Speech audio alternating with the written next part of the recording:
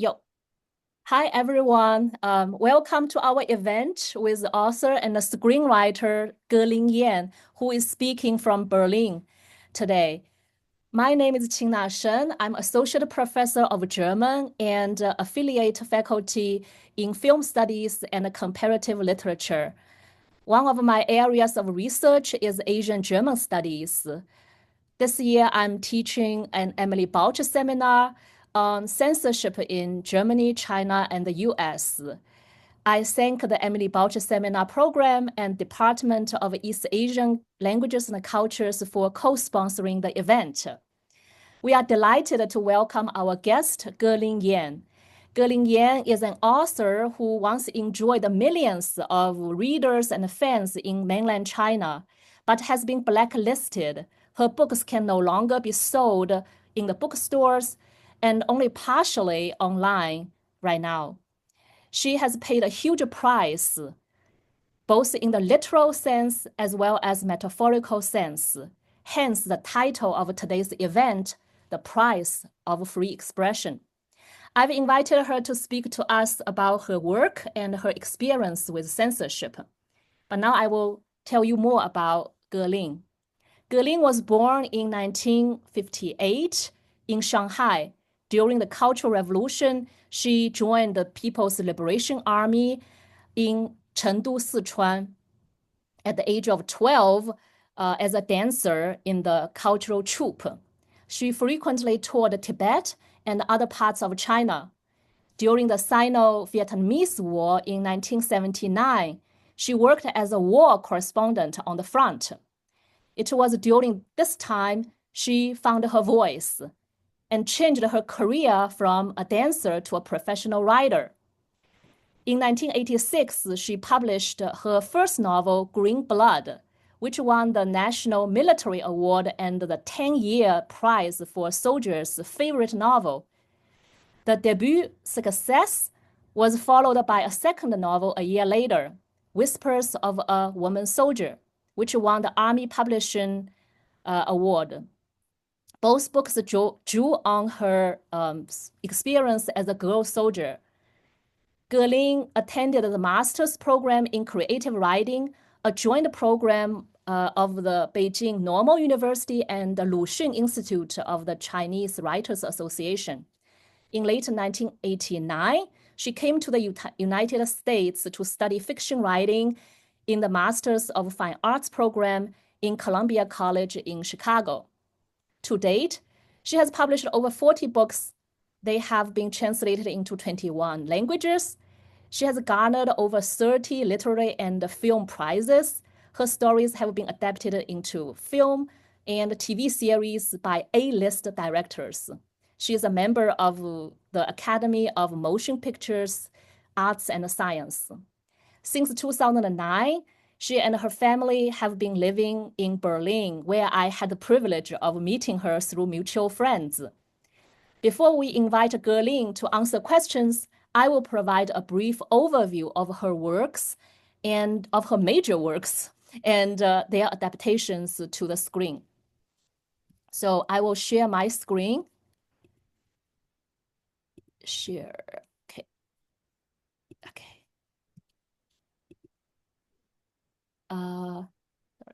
I need, okay, I hope I don't do anything. Do you see my, yes? Okay. Yes, I see it. Okay, thank you for confirming. I need, there are things blocking my, I hope if I click okay, it's fine. I don't want to mess up. Okay, from the start. Okay, thank you. 少女小鱼 was made into a film, 小鱼, by Sylvia Chan, produced by Ang Lee. And this was a film that was a star vehicle for Liu Ruoying. And you can see there are multiple Chinese editions, and these are not all. I just selected a few. And Lin has not authorized all the Chinese editions either, and some of them are pirate versions. 天玉, Celestial Bus, was made into a film, 秀秀的 Sandown Girl, directed by Chen Chong, Chen.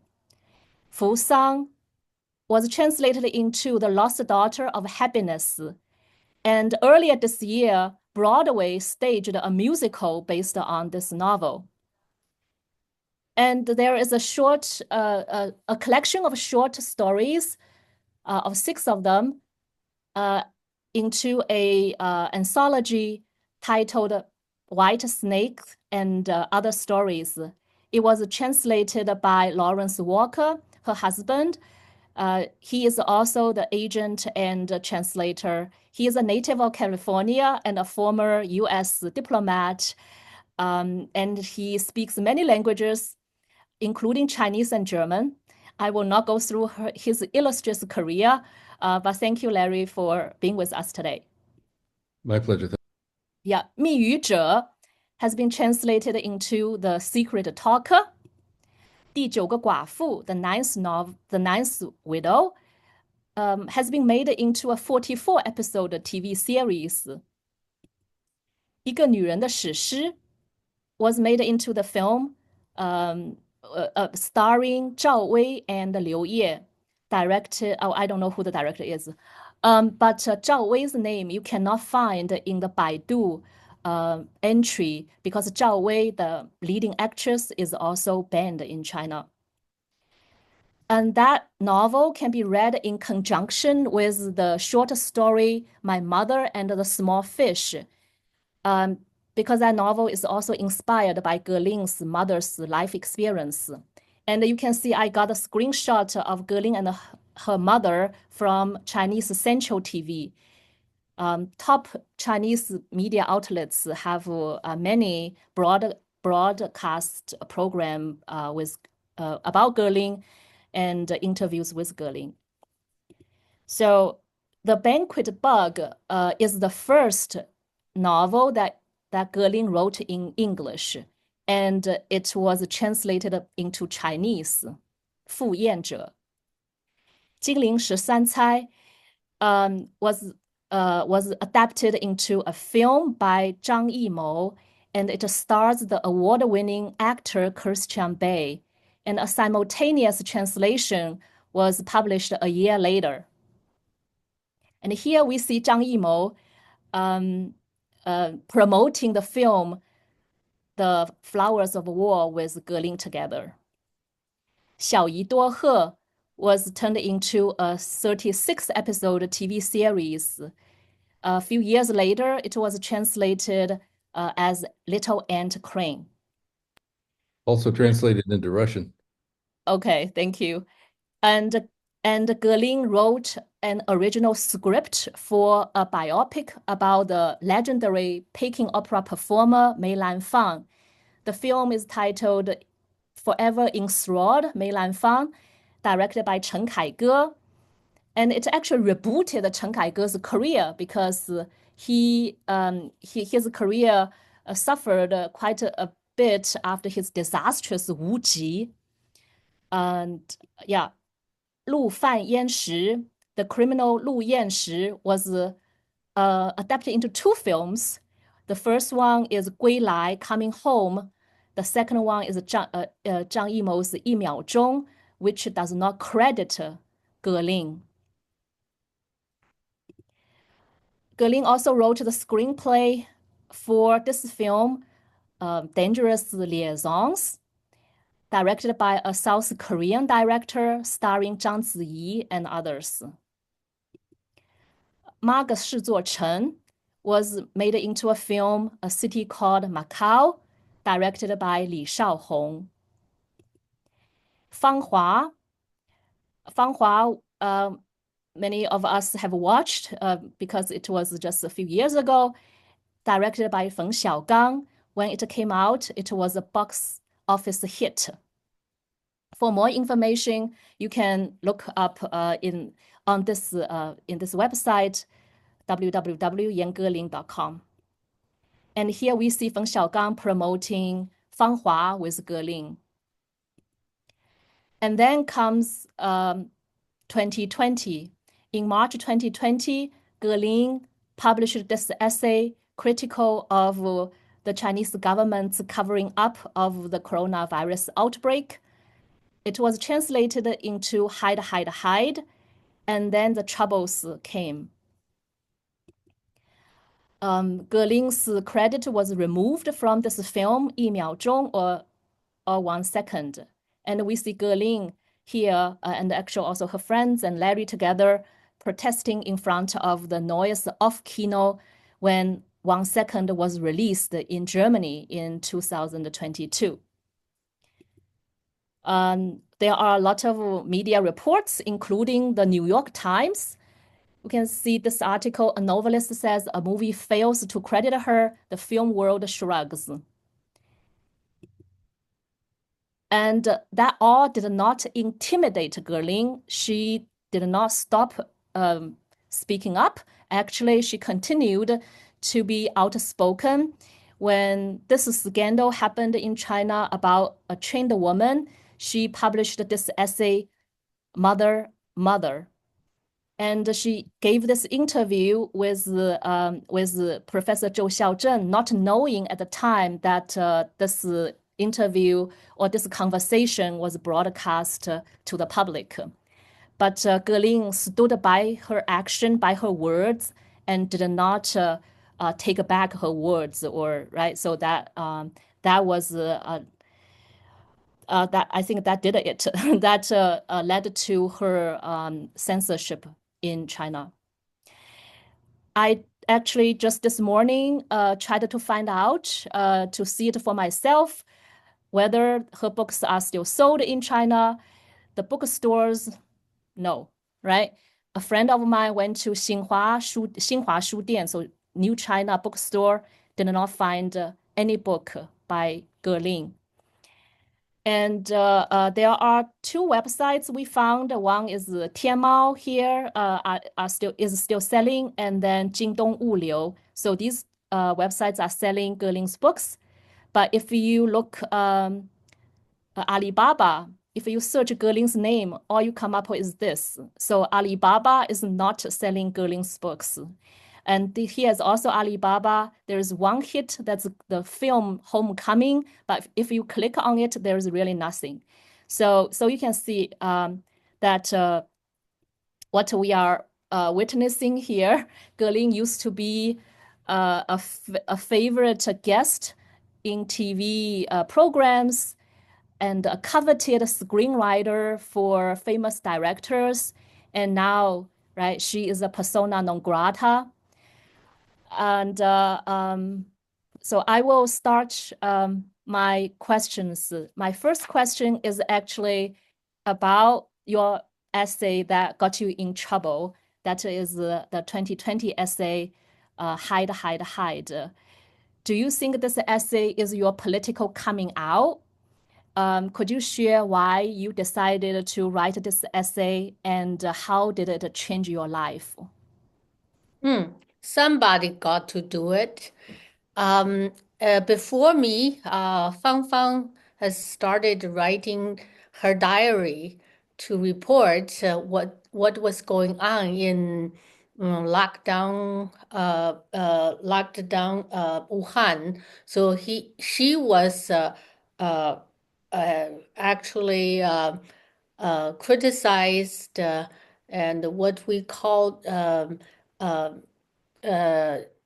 how to say, was unfairly treated by all the people online, 网民, So I think Li Wenliang's death really gave me this urge that I need to write something that if I don't write it, I will regret it, and I will be ashamed of myself in my last days.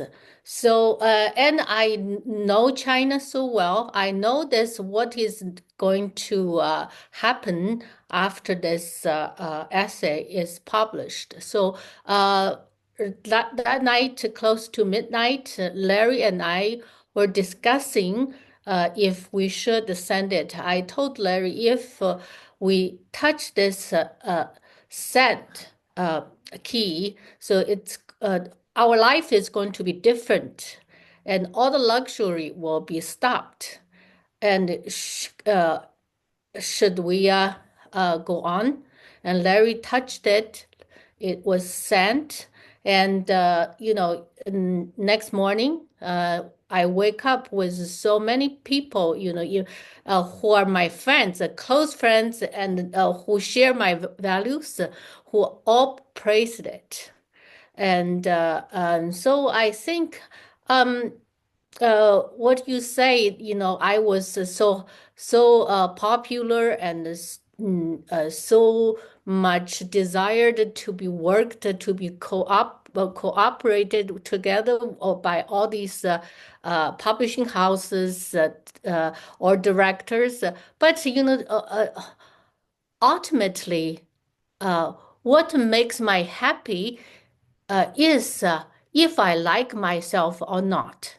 I always face this question, do I like myself if I do this, if I don't do that? So this is, I don't care, I don't care if I can sell books or can publish books. But ultimately, if I don't like myself, what all these things mean to me? So I think I live now a very clean and an honest life, and I still write and still publish, but without anybody censoring me. So this is such a ideal life a writer can want, can desire. Yeah, so thank you very much. So a direct result is 1 second, right? So you were initially still credited in the script, and then Zhang Yimou was thinking, okay, we can still credit you by thanking you for your contribution without naming it what contribution exactly, but just vaguely mention your name.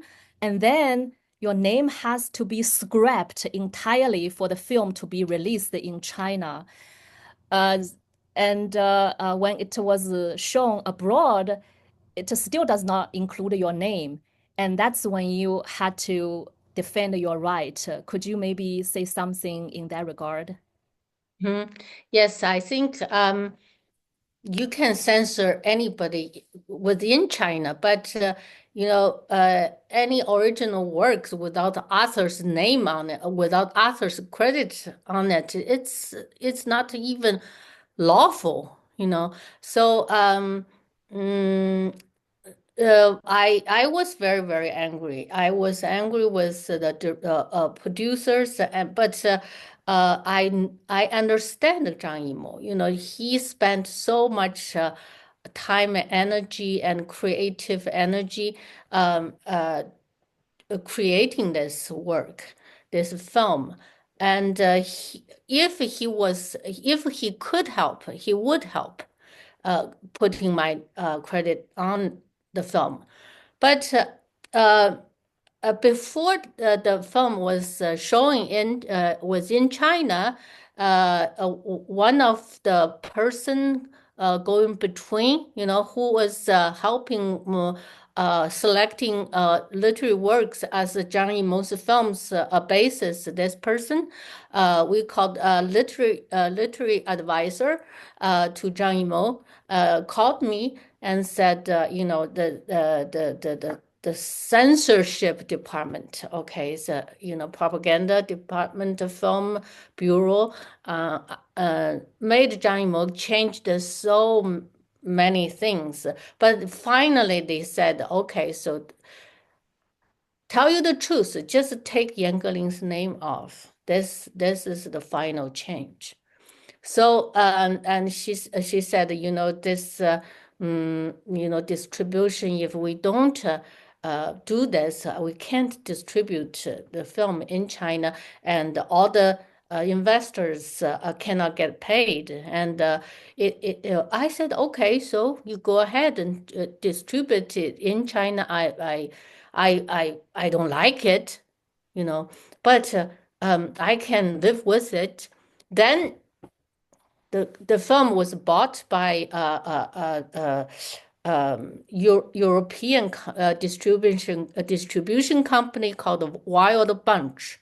Then then we found out that my credit is still not on the film. So then I think this is serious. I can't allow this to happen. If I have to stop it within my power, so I did go to the that was symbolic too, just and what really enraged me is the production company said this movie has nothing to do with Yan Geling's novel. But you can see online, everybody knows. Everybody knows this, and it's written and many online information that this movie is the second movie based on the same novel 陆犯焉识.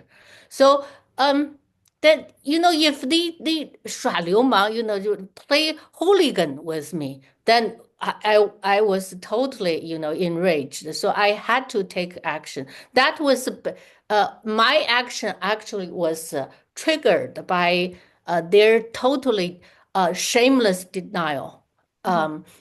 Yeah. So then I took that action in front of the film cinema. So 1 second was withdrawn from Berlinale in 2019. That was before your essay, Hide, right? So it was withdrawn for technical reasons. I believe you still walked the red carpet when that was initially, right? Supposed to be shown on Berlinale. Yeah, was selected to be in the competition section, and 7 days before the film was showing, it was pulled back.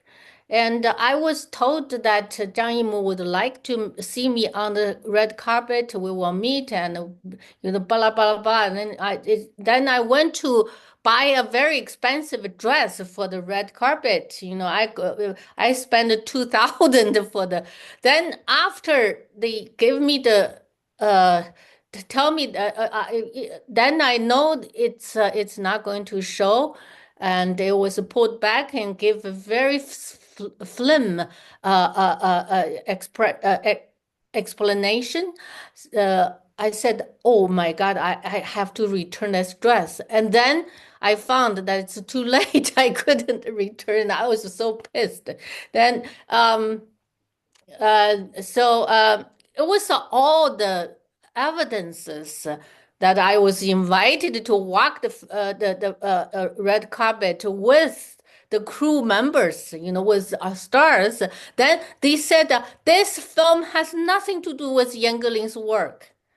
Can you believe this? This is totally 流氓, totally hooligan. Yeah. So there is a difference between literature and a film. Literature may not undergo as close scrutiny as a film, right? So what might have slipped into a novel may have to be cut in a film. And do you also see that things that you have already written, it is part of your novel, but it is cut or altered, as you said it, castrated or 阉割了, 被阉割了, so castrated from your work.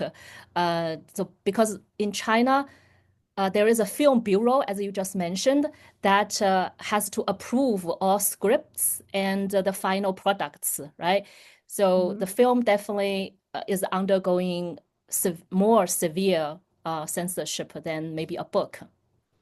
So could you maybe give examples of what you have written on but has to be cut in a film? Oh, it happens too many times. I cannot give you Maybe just 1 or 2 examples.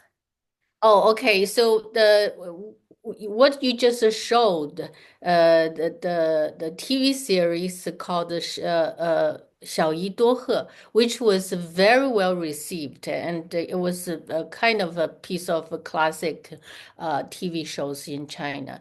But the point of this movie is this family first, this Chinese family first exploited this Japanese girl left by the Japanese pioneers who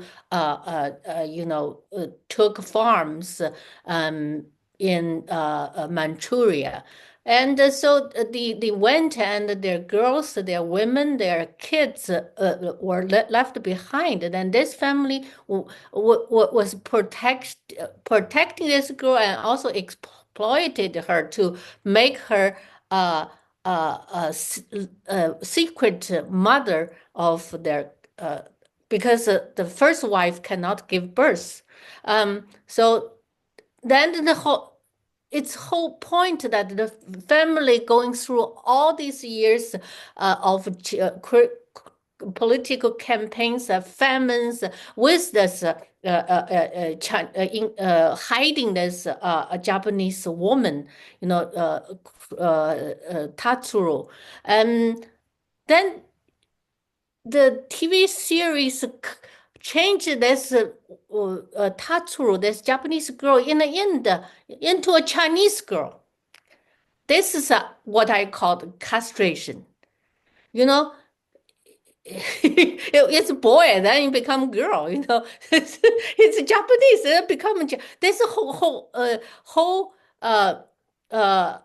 story becomes meaningless and absurd. Don't you see? The family going through so much hardship and took pain to hide this and cherish this Japanese woman in the end, because they suffered together so much together. It's one of their own, this Japanese woman. So when I was in the interview asked by the journalists that what do you think about ending now? I said I'm speechless. I don't know. I don't watch it. And the journalist said we feel like food. How you follow her, you think you shed so many tears and found out, oh, she is Chinese. This whole thing is like a 骗局. It's like a lie. Hoax, yeah. Yeah. Yeah, so this leads me to talk about the history part in your novels. I really like you choose the area Manchuria. My question is, I feel like you are a history buff because so many books have to do with the 20th century Chinese history, from the anti-Japanese war, right, in the 30s, and then the Liberation War in the 40s, land reform, also later 40s, to the 三反五反, or 3 antis and 5 antis in the early 50s, to the Great Leap Forward, late 50s, to the Great Famine, early 60s, and then the anti-rightist, the anti-revisionist campaign under Mao, and then to the Cultural Revolution in the 60s. So your novels spans the 20th century and covers sometimes so many political events or historical events in Chinese history. My question, I mean, this is a bigger question. I may have to ask in a few parts, but can you say something about the difference between the official version of the history and the history represented in your novel? Like how you represent history differently than the official version of history. I think my novels are more trustworthy, much much more honest. Sometimes you have to make fiction to tell the truth. This is what the novelists do, like Garcia Marquez. Those military. Larry, remind me of what kind of the country that was under military control, right? Well, many in South America, Yeah. military juntas, military dictatorships. Yeah. No, Chile. Yeah, in Colombia. Brazil, yeah, Colombia in this case. Yeah. So they write they wrote novels like 100 years solitude, right? You use that kind of metaphorical uh, um, way to review the truth. So I think hiding behind my fiction, so-called fiction, I can be very truthful. I can be very brief. I can write so vividly. So and then I think that will convince people. But it's not my goal. My goal is I write these stories, use these stories as a great vehicle of a pick, how to say, a 史诗 or epic. Epic. Yeah. So Chinese during the 20th century, Chinese people going through so many great tragedy, great changes, and it's always the change of heaven and earth. So I think use these big vehicles, great stories to write good Chinese, write beautiful Chinese. I want to write Chinese as Yan Geling's Chinese. I want to present this Chinese writing to all the people who don't understand Chinese to appreciate Chinese.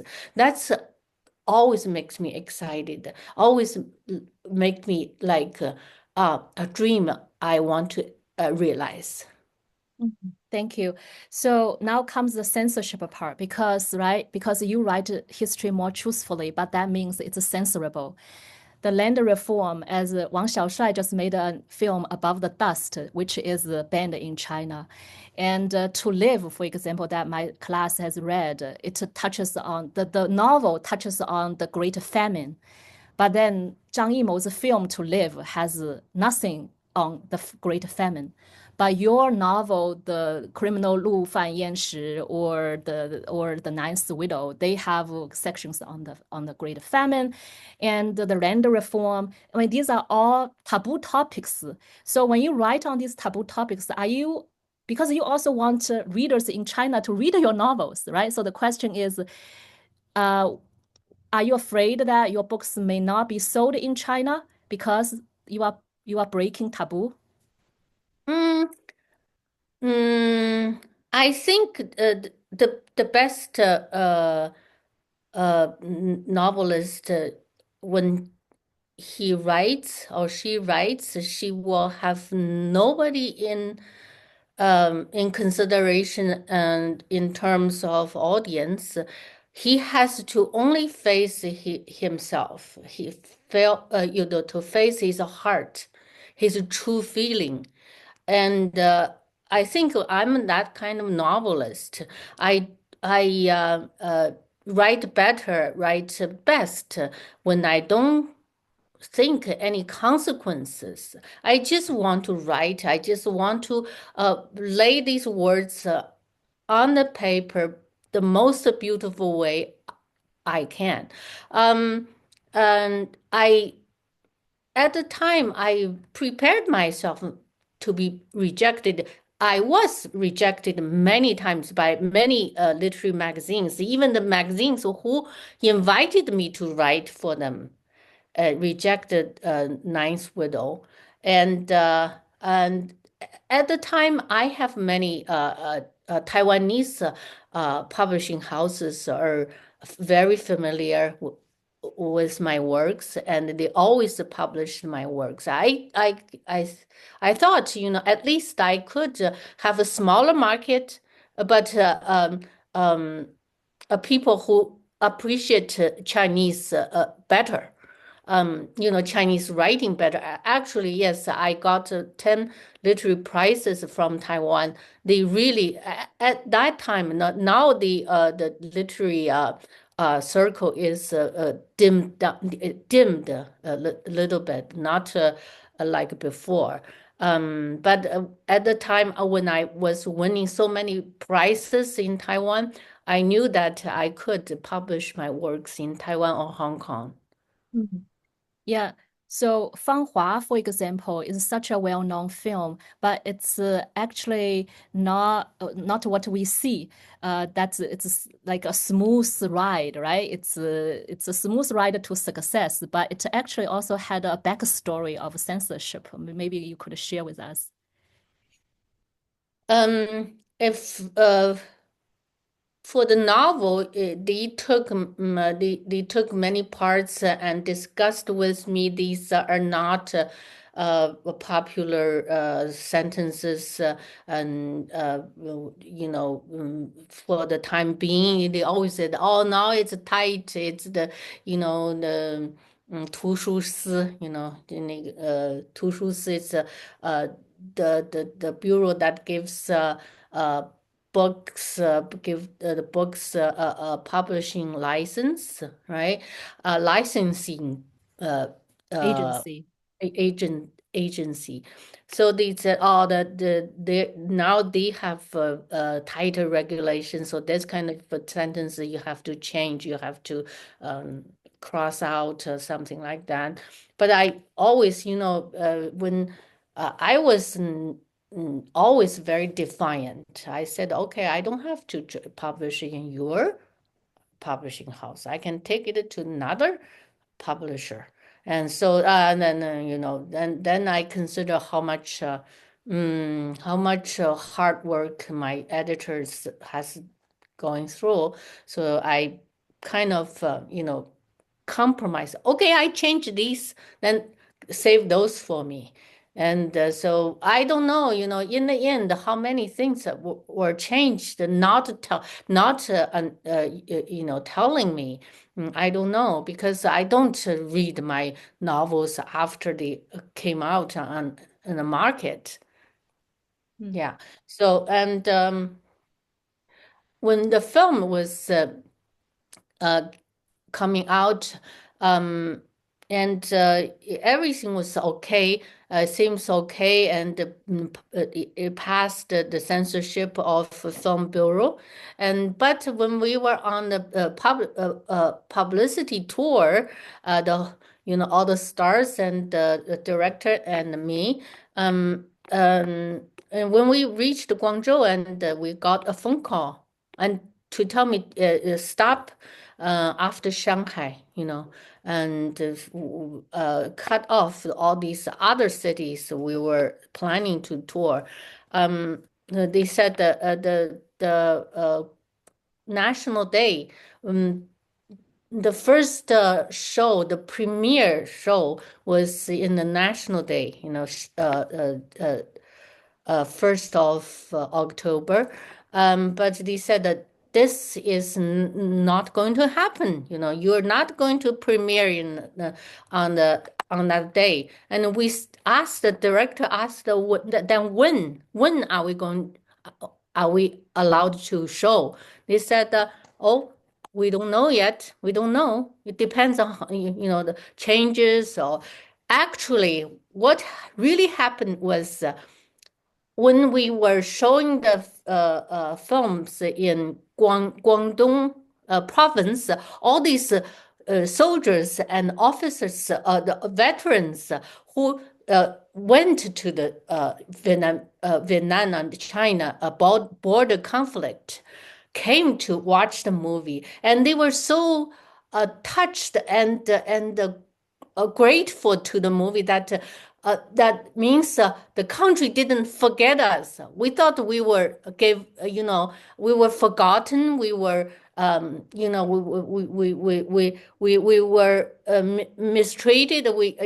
So these soldiers came to tell us this, that, oh yeah, we were still remembered by the nation. So then the soldiers and officers wearing their uniforms in the battlefield, and that scared the government. They scared. Then you do all these organized soldiers. What going to happen? So that's what I guess worried the authorities. So they stopped our road trip, not road trip, just a publicity tour. Then we were told not to tell any journalist, any audience why and who told us. So many people say, "Oh, their pre-sale is so awful." Then they had to take it out. Then we were just in tears. We can't tell them the truth. And so we all cried on the stage at the last show,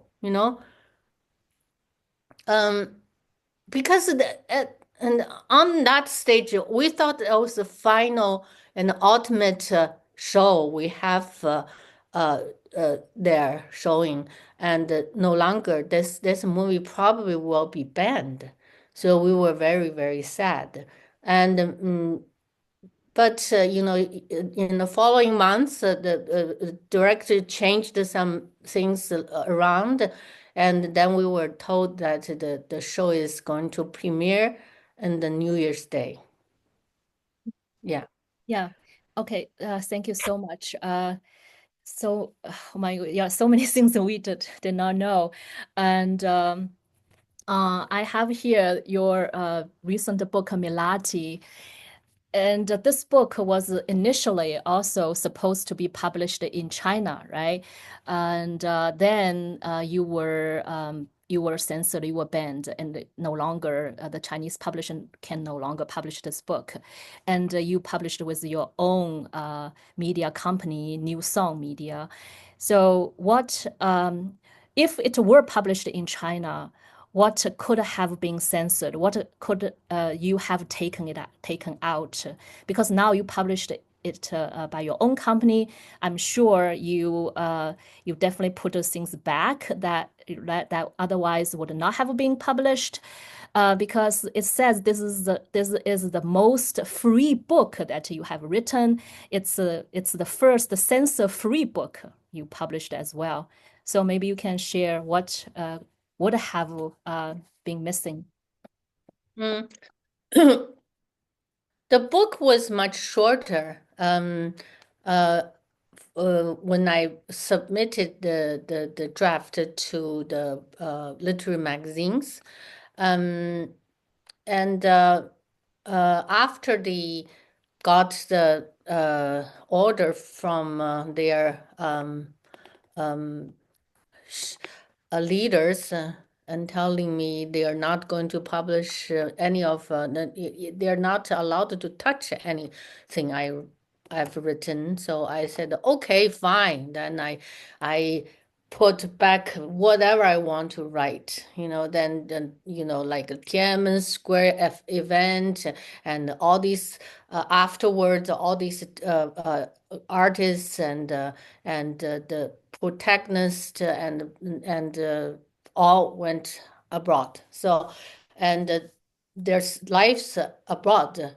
It goes on, instead of it was finished much earlier, like 40,000 words earlier. Yeah, so I put everything that I really wanted to write back into the work. Yeah. Yeah. So you just mentioned the Tiananmen Square, the June 4th movement. And my students just watched the Gate of Heavenly Peace, that documentary. And I also saw in your chapter, Mila is the chapter title. You write on Tiananmen Square, and you yourself were a witness because you were right there on that morning. And maybe you can also share your personal experience because I heard your interview with the VOA where you talked about your experience. Yeah, it was my initial reaction is those at most at worst it's rubber bullets. Then I rushed out because there were people in that yard in that writer's resident building. And many famous writers, Wangman was also living there, but he moved away after he got promoted in some. So still many famous writers living in that compound, that building. So I rushed out. My ex parents-in-law went to Beidaihe to have vacation. So their apartment was relinquished to me. So I was there sleeping. Then I heard gunshots, and because that place is so near Tiananmen Square, it's Hufangqiao, and when you go toward the north, you will reach Hepingmen. Then if you turn right from Hepingmen, you will go along. Then pretty soon you will reach Dong Chang'an or Chang'an. Okay, so I saw the back street connected to the Hepingmen or Xuanwumen. Some carts just driven so fast by, and I saw these bodies were dark. I knew why it's dark. It's blood. So that was like very early morning, something like 4 or 5, something like that. Yeah. So then I realized that I was in my nightgown and in my bedroom slippers. I couldn't go too far. Then I returned. Then I was totally shocked. I was in shock and tried to absorb this shock. Uses 3 days to absorb this shock.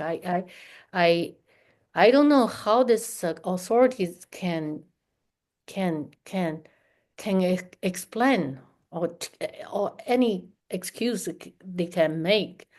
Then I walked the next day along Chan Street, Chan Boulevard, and to visit each hospital, like Xuanwu Yiyuan, Tiedao Yiyuan, the hospital of full of bodies. Yeah. So that's what I saw. So, yeah, so you I also decided to do my best to leave China. Yeah, so you also left China later that year. And because you were also a soldier in People's Liberation Army, right? Yeah, As a soldier for 12 years. It's such an irony. 13 years I was in the army, and I don't recognize this army was the army I entered because at the time, 71, I entered the army. The people had such a great respect to the army, soldiers, and we'd never have to stand in long line to buy things. Back then, the food and everything you have to queue up to get. But as a soldier, especially cute girl soldiers, all the civilian people give, let you have, you go ahead, so we were treated with great respect. I never realized that one day, years later, the army would open fire on civilians. So that was that was a nightmare. That nightmare lasted until today. Mhm. Yeah, because it's still a censored topic in China. So there is no dealing with that past in a way, right? So that's why this trauma cannot even be worked on or dealt with. It will be an open wound until I think, right, people can finally start talking about it openly. And so, I mean, you are a public intellectual who now speaks up, but the lucky thing for you is you are abroad. And what do you say about the intellectuals in China? They do not have the same freedom, and they have to face the censorship and the consequence maybe more immediately. You have somewhere to go, but they don't, maybe. So maybe you can share your opinion on the public intellectuals in China, writers in China. Oh, I think there are plenty of intellectuals who are brave, who are truthful, like Yi Zhongtian, like Xu Zhangren, I think I can give you half a dozen of them. Fang Fang, who is my friend. I and the professor who protected Fang Fang also got, expelled. I think I didn't do it without sacrifices. I used to earn probably 10 million every year 10 from million China. renminbi. Yeah, renminbi, 10 million, and I totally gave it up. I sacrificed it. I don't, you can live with less money, but you cannot live with less self-respect. Yeah. I have a question for Larry because I have more, but I think maybe we will give the audience member also a chance to ask questions. Larry, it's not easy to translate Gerling's work. It's a daunting task, and I have to admit, when I read Gerling's work, I definitely don't recognize every word. I definitely mispronounced some. You are very courageous, but so maybe you can share something about translating her work. How let's say how successful do you think you are capturing her works? What have you done successfully? What might have got lost? And a question from my student is how is Gerling involved, or to what extent is Gerling involved in the translation process? Trying to remember a question. First of all, she's not really involved in it very much. She reads the final work. A lot of times she does not like to go back and revisit what she's already done and just move forward on to the next work. So generally, I present her, unless I have questions along the way that are really very difficult to resolve on my own, I will go and approach her with them. What I try to do is recreate her in English. One translator, a translator of her work into Spanish, Nuria Pitaje Ledesma, says that essentially, if you're translating from an East Asian language, you're really rewriting it. What I use nowadays used to be I use a variety of dictionaries, usually for the Taiwan versions, traditional characters, and then go back to the mainland dictionaries to see what it really meant in mainland China.